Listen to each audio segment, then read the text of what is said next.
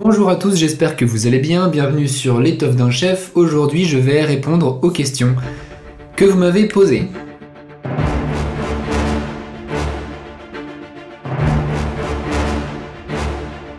Beaucoup de questions concernaient ma formation. Alors pour information, je détiens une licence d'histoire et un master de recherche en histoire. Et j'ai aussi travaillé comme professeur contractuel pendant 3 mois. Ce métier ne m'a pas plu plus que ça, mais j'y retournerai peut-être, on verra. Alors je réponds maintenant aux questions peut-être plus spécifiques qui m'ont été posées. Première question, Shams, pourquoi ne fais-tu pas une vidéo sur Khalid ibn al-Walid? J'aurais bien aimé ton avis là-dessus, sachant que ça fait partie de l'histoire. La chaîne est super, continue comme ça, l'un des points forts est la diversité des sujets traités, et pourquoi pas une partie sur l'Asie, la Chine, les deux Corées, etc. Bien sûr, alors je vais pas le dire à chaque fois, mais effectivement, toutes les suggestions que vous me donnez, elles m'intéressent, il faut simplement qu'elles tiennent dans mon emploi du temps. Évidemment, toutes les suggestions sont bonnes à prendre. Après, faut que ce soit plutôt histoire contemporaine.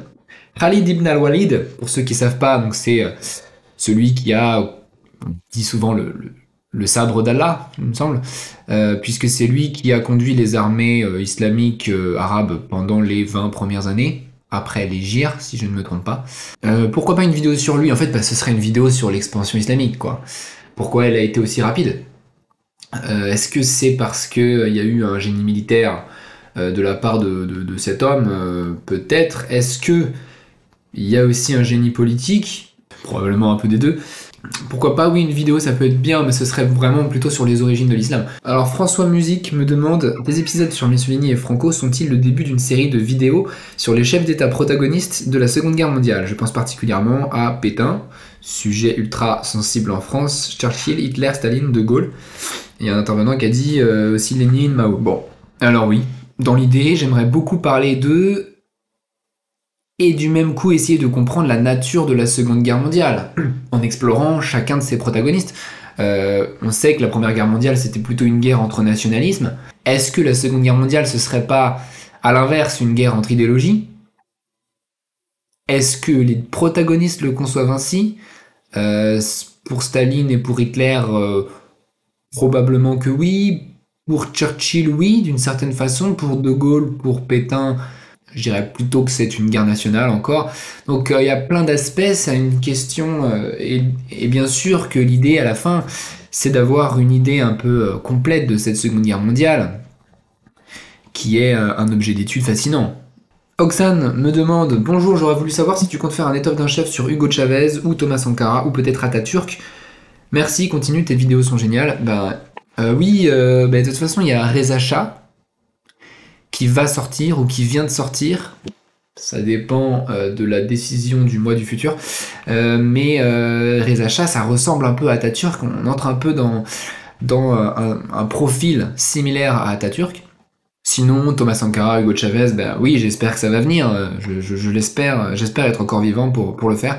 Et le plus tôt possible, bien sûr.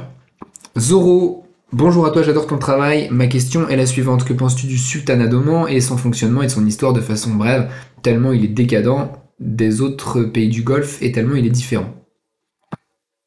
Petites explications. Le sultanat d'Oman, au cas où vous ne le savez pas, auquel il fait référence, en fait, c'est on peut dire une sorte d'empire, j'ai envie de dire un empire commercial. On dit souvent c'est un empire. Moi, je trouve que ça ressemble un peu à un chapelet de comptoir.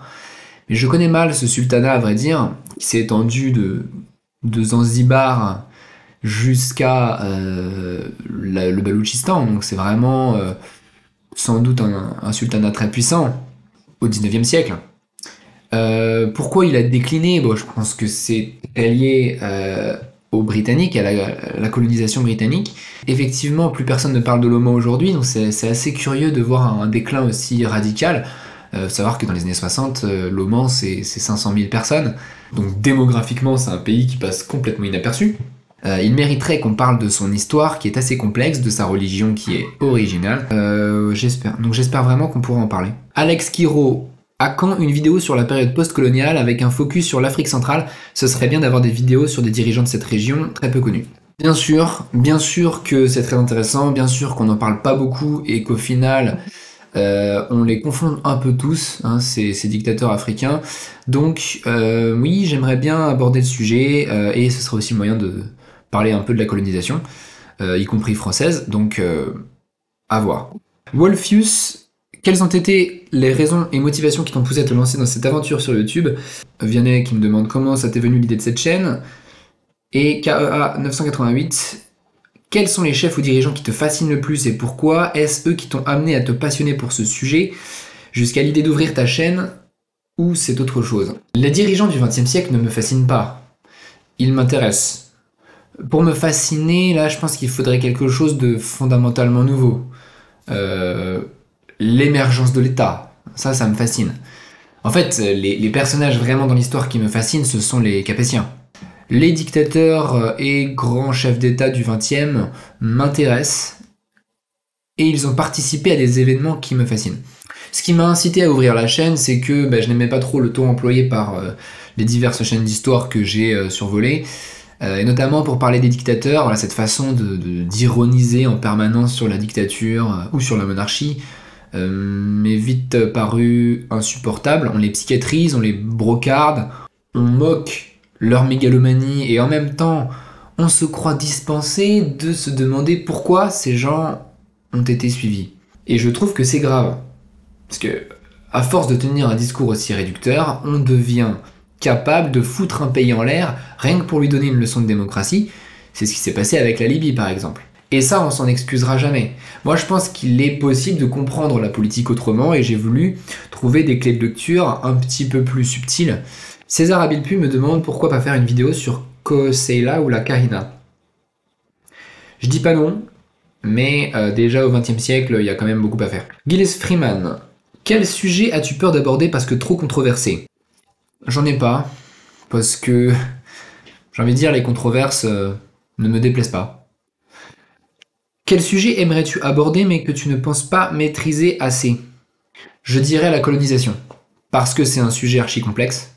La colonisation n'est pas la même si elle est faite par la France, ou par la Grande-Bretagne, ou par le Portugal, ou par le Japon, ou par la Russie. Elle n'est pas la même si elle s'effectue sur un territoire africain, ou asiatique, ou américain. Elle n'est pas la même si c'est une colonie d'exploitation, ou si c'est une colonie de peuplement. Est-ce qu'on doit parler de colonisation à chaque fois que quelqu'un s'étend au détriment de son voisin dans l'histoire? Voilà un vrai sujet casse-tête. Donc on se demande un peu si la colonisation ça existe ou si on n'est pas en train de décrire ici une réalité qui s'est étendue dans le monde entier sous 1000 formes différentes. Et donc pour en parler, il faut avoir une culture de génie en fait. Du coup, j'ose pas en parler, je me dis qu'il faut d'abord faire les pays un par un, voir la colonisation ici par un tel, voir la colonisation ici par un tel, et puis peut-être un jour dire bon maintenant c'est quoi la colonisation, mais ça viendra pas tout de suite. Penses-tu faire des vidéos sur des sujets plus récents, comme la série Pourquoi en Ukraine? Je manque de recul pour les sujets récents, mais oui, peut-être la famine au Yémen, par exemple. Penses-tu faire des sujets sur des personnalités du 18e ou du 19e siècle? Oui, j'aimerais bien. J'ai pensé à Bismarck, j'ai pensé à Abdulhamid II, j'ai aussi d'autres idées dont je ne veux pas vous parler pour l'instant. Ah oui, alors, SDD me pose une question intéressante. Quelle est la série que tu as préféré effectuer? Ma préférée, c'était Saddam Hussein. Je suis content que tu aies aimé Saddam. Parce que c'est vrai que finalement, l'analyse du personnage est forcément complexe et jamais vraiment définitive. Alors, celui que j'ai préféré en portrait, je dirais Mussolini, parce que on a parlé un peu de philosophie politique, ça changeait un peu. Je trouvais que c'était assez intéressant, il y avait un travail d'analyse. Bon, je sais que ça n'a pas plu à tout le monde, mais moi j'ai bien aimé. Pour toute la chaîne en général, moi l'épisode que j'ai préféré faire c'est la bombe atomique. J'ai fait une trilogie sur la bombe atomique qui n'a pas du tout marché d'ailleurs. En tout cas, moi j'ai adoré faire la bombe atomique. J'ai adoré même les 3 épisodes en fait, et puis la conclusion dans la 3e était assez intéressante à créer. Marc Eloyek ou Marcel Oyek, je sais pas, et Isan Merde. Tu envisages de faire une vidéo sur Pinochet, est-ce que tu feras des vidéos sur le dictateur d'Amérique latine? Oui, je suis aussi impatient que Christophe Colomb de débarquer sur le nouveau continent. Bilal El-Sham, aimerais-tu faire un format vidéo pour parler des religions comme tu l'as fait entre chiites et sunnites, par exemple religion monothéiste, polythéiste, athéisme et différents courants de ceux-ci? Oui, j'aimerais bien. D'ailleurs, les religions en fait ont une très grande influence sur la politique. Il y a une citation de Carl Schmitt d'ailleurs qui dit les idées politiques sont souvent des idées théologiques sécularisées. D'ailleurs, si vous voulez une illustration de ça, allez voir la vidéo d'Egonon sur Donoso Cortés, où il met justement un peu en parallèle la théologie et la politique, c'est assez intéressant. Ch'tirex, bonjour, qu'aimes-tu regarder sur YouTube et qu'est-ce qui t'a motivé pour lancer ta propre chaîne? Et Michael Schmitt me demande, peux-tu nous conseiller des chaînes YouTube intéressantes? Merci. Je regarde pas énormément YouTube en général. En chaîne, justement, celle dont je parlais, là, Egonon, qui est une chaîne de philosophie politique que je regarde de temps en temps. On y explore des philosophes ou des penseurs politiques parfois assez perçants.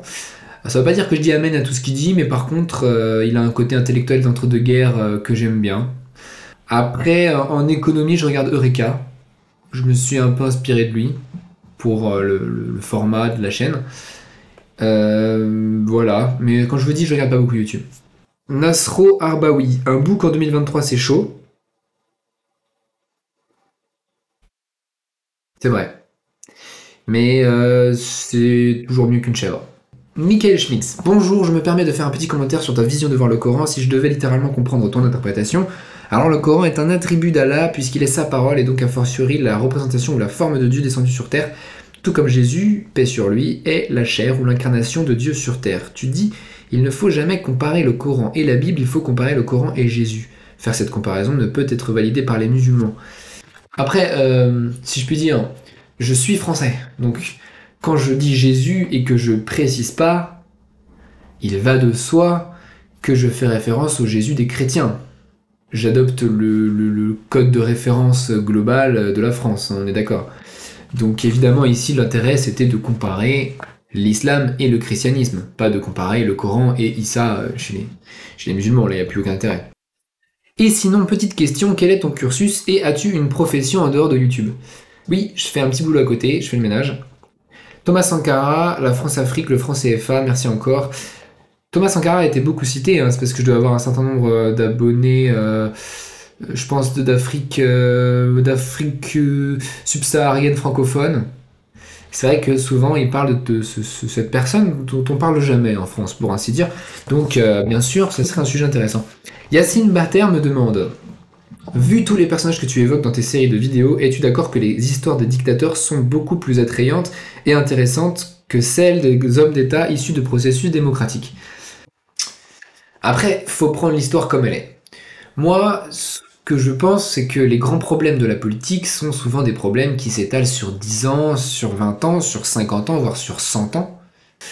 L'horizon du dictateur coïncide un peu avec ces délais, et il vise globalement à la résolution de ces problèmes pour pouvoir légitimer son pouvoir. Le problème, c'est que l'homme d'État en démocratie, il est un peu limité par l'horizon de son mandat, qui est forcément très court.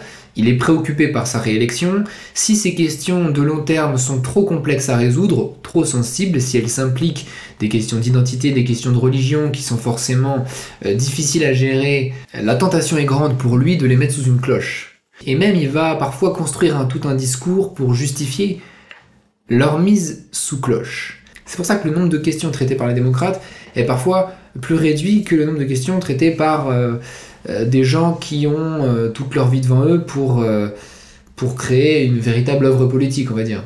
Après, est-ce toujours le cas? Il y a certaines démocraties qui sont assez intrigantes. Les États-Unis, Israël, la Grande-Bretagne. J'espère qu'on pourra en parler sur la chaîne. Et puis toutes les démocraties sont pas pareilles. La Troisième République, par exemple, française, a une histoire plus intéressante que celle de la Cinquième République, je trouve. Nas, bonjour, j'aime beaucoup ton travail, force à toi, merci. Est-ce que tu t'intéresses davantage au monde musulman ou aux pays arabes en général, plus qu'aux pays occidentaux? Non. Je m'intéresse en premier lieu à l'histoire de France, en second lieu à l'histoire de l'Europe, en troisième lieu à l'histoire du monde, et en quatrième lieu à l'histoire de l'univers, même si les sociétés pré-Big Bang sont encore assez mal connues. Antoine de Salazar, comment as-tu pensé à faire une vidéo sur Salazar? Comment as-tu découvert ce personnage?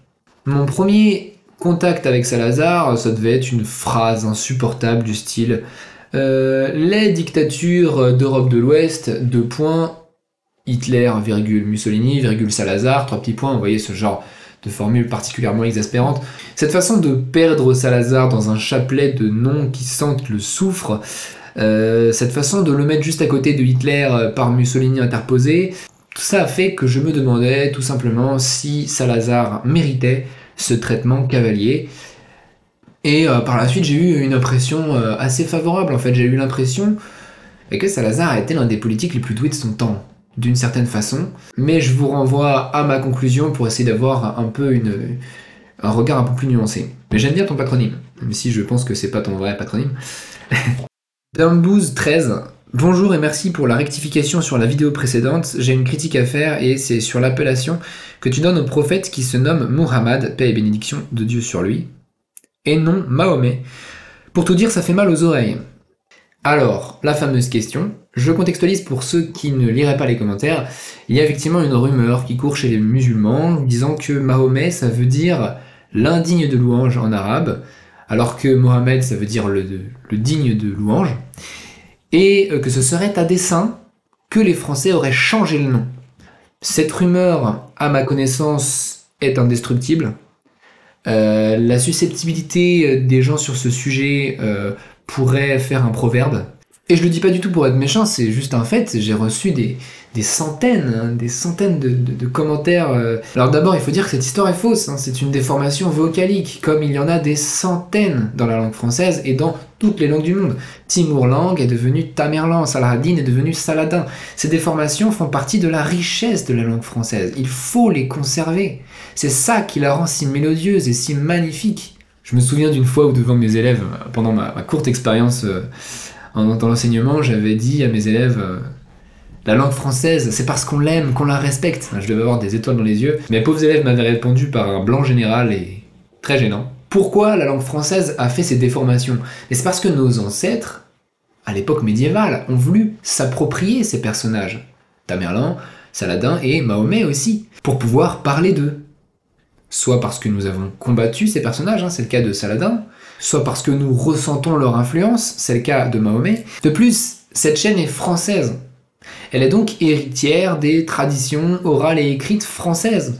Prenez ça comme un préambule. Si vous entendez que je dis Mahomet et que je ne prononce pas la formule de logis, eh bien vous pouvez en déduire que vous n'êtes pas sur une chaîne islamique, que vous êtes ici sur une chaîne française, donc héritière de la pensée des islamologues français. Selon toute probabilité. Ça veut dire que je vais vous donner un regard extérieur sur l'islam, un regard qui ne va pas forcément vous plaire, mais en même temps vous pourrez en tirer un certain nombre d'éléments de réflexion, et si vous avez des désaccords, ça peut être l'occasion d'un débat. L'arabe me demande, bonjour, est-il possible de faire une vidéo sur une autobiographie, te connaître un peu mieux pour tes abonnés, ton parcours scolaire, tes connaissances, etc. Cordialement. Une autobiographie, non, parce que ma vie n'est pas très intéressante, j'en ai peur. C'est gentil de ta part. Il y avait un internaute qui m'avait demandé de présenter ma bibliothèque, je crois que c'était l'inoxydable. J'aimerais bien faire quelque chose comme ça. Mes connaissances, je le fais dans mes vidéos, mais ma bibliothèque, mes références bibliographiques, ça peut être un épisode intéressant, peut-être. Dites-moi si ça vous branche. Je vous dirai un peu les livres que je pense utiles d'avoir lus. Milkasama, quel est ton bord politique? Je n'ai pas de bord. Je contemple les désordres de la Terre depuis la montagne de la neutralité, et de temps en temps, tel un esprit pur hors du monde, je soupire. L'homme ne changera-t-il donc jamais? Oula. Marcus me demande, depuis quand es-tu passionné par l'histoire? Qu'est-ce qui t'a ouvert à l'histoire? Ta première référence, disons, personnellement, c'était l'imagerie des chevaliers. Je suis passionné d'histoire depuis le lycée. En fait, je lisais les romans de la Table Ronde. Et le récit de Perceval ou le Conte du Graal. Il y a un passage, en tout cas, qui me hante encore. Ça a pu contribuer un peu à mon entrée dans l'histoire. En fait, le premier vrai livre d'histoire que j'ai lu, c'était La guerre de 100 ans de Jean Favier. Quel pays as-tu visité? J'ai surtout visité l'Espagne, alors en long, en large, et j'ai encore envie d'y retourner, c'est vraiment un pays que j'aime. Je suis allé aussi à Florence, à Cracovie et aux États-Unis. Si tu devais te téléporter un après-midi dans n'importe quelle ville du monde, à toute époque de l'histoire, quelle serait la période et la ville? Original comme question. J'aurais bien aimé être dans les appartements du roi Charles VII le 25 février 1429 à Chinon, juste pour savoir comment il a pris la décision de mettre une jeune fille de 17 ans à la tête de l'armée. Sinon, si tu veux plutôt l'histoire du monde, alors j'aurais bien aimé être là quand Howard Carter est descendu dans la tombe de Toutankhamon. Ça, c'est sûr, au moins pour voir sa tronche. Et sinon, si tu veux savoir une époque où j'aurais voulu vivre, je dirais Cracovie, à l'époque des rois Jagellonne. J'aurais bien aimé voir à quoi ressemblait la basilique Sainte-Marie à l'époque. La Pologne-Lituanie à l'époque, c'est un royaume assez intéressant.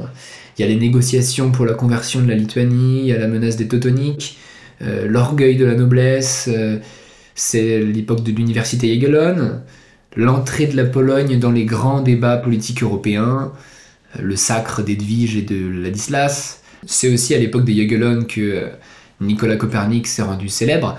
Bref, j'aurais aimé connaître le développement de cette jeune cour médiévale dans le froid et la neige au bord de la Vistule. D'autant que j'aime énormément la langue polonaise et ses sonorités, et je pense que c'est sous les Jagellonne aussi que cette langue s'est un peu raffinée. Edmond de Périac, quel est ton poète préféré ? Je dirais Charles Péguy, parce que de tous les poètes français, c'est le seul qui ne fait pas de la poésie pour faire de la poésie, mais pour atteindre un au-delà de la poésie. YouTube Addict. Es-tu historien, c'est-à-dire la pratique de la science historique à la fac, ou juste un passionné d'histoire ? Tes vidéos ont des bibliographies tant pertinentes que je me pose la question, merci. Je suis vulgarisateur en histoire, actuellement. Maintenant, c'est vrai que j'ai effectué de la recherche historique dans le cadre de mon mémoire. Donc pendant 2 ans, j'ai fait de la recherche. Alors le sujet du mémoire, c'était Stanislas August Poniatowski et l'esprit de la Révolution française. J'étudiais en fait le regard qu'avait un roi de Pologne, Stanislas August Poniatowski, le dernier roi de Pologne, sur la Révolution française, puisque c'était un roi très au courant et qui avait une pensée en fait un peu sur les événements. Yacine, quel avenir pour le monde musulman ? Sa renaissance est-elle proche ? Qu'il est un avenir, ça y a pas de doute, l'islam est une religion d'avenir, mais quel avenir ? C'est ça qui me fait peur. L'inoxydable. Bonjour Martin, félicitations pour tes 12 000 abonnés désormais et un grand merci pour la qualité de ton travail. Merci à toi, puisque tu fais partie des tipeurs et donc tu fais des dons réguliers à la chaîne, donc merci infiniment à toi. J'aimerais connaître tes autres sujets d'intérêt en dehors de l'histoire contemporaine.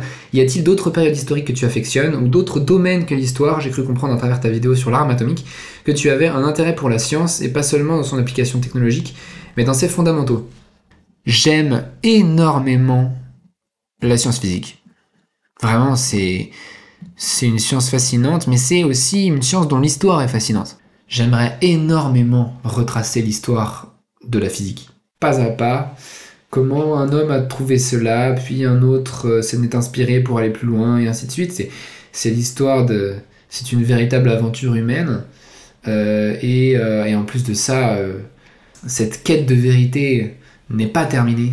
Alors, pour les périodes historiques, c'est paradoxal, mais l'histoire contemporaine, c'est ce qui m'intéresse le moins. Je suis plutôt histoire médiévale, et histoire antique, et histoire moderne, en fait. Mais j'aime beaucoup, par exemple, comme je disais, j'aime beaucoup les Jagellonne, l'histoire des Jagellonne, j'aime beaucoup l'histoire des Capétiens. Je suis très étonné par l'histoire de l'Espagne et je ne me lasse pas de visiter l'Espagne, j'ai envie d'y retourner là encore. Donc, parce que historiquement, c'est un pays extrêmement riche. Et donc, tout ce qui touche à l'Espagne, de toute façon, m'intéresse de près ou de loin. Voilà pour aujourd'hui, j'espère que cette fac vous a plu. Je précise une chose, toutes les personnes qui sont abonnés payants reçoivent par mail une notification quand une vidéo arrive dans l'espace privé. Mais je l'envoie par mail et je suis quasiment sûr que 9 fois sur 10, ça tombe dans vos spams. Donc n'hésitez pas à regarder vos spams et à me sortir de la poubelle, parce que voilà, j'envoie toujours un mail pour vous prévenir. Il n'y en a pas beaucoup parce que c'est du gros contenu, donc ça arrive lentement. Cette foire est maintenant terminée, j'ai aimé la faire, j'espère qu'elle vous a plu. N'hésitez pas à commenter, à mettre un pouce bleu. Pour ma série sur l'Iran, je vous rappelle, le premier épisode est en ligne sur YouTube, les 2 autres sont sur ma plateforme. Il faut s'inscrire sur ma plateforme l'étoffedunchef.fr à hauteur de 4 € par mois. Vous avez accès à un contenu qui est plus approfondi, disons, que ce que je laisse sur YouTube.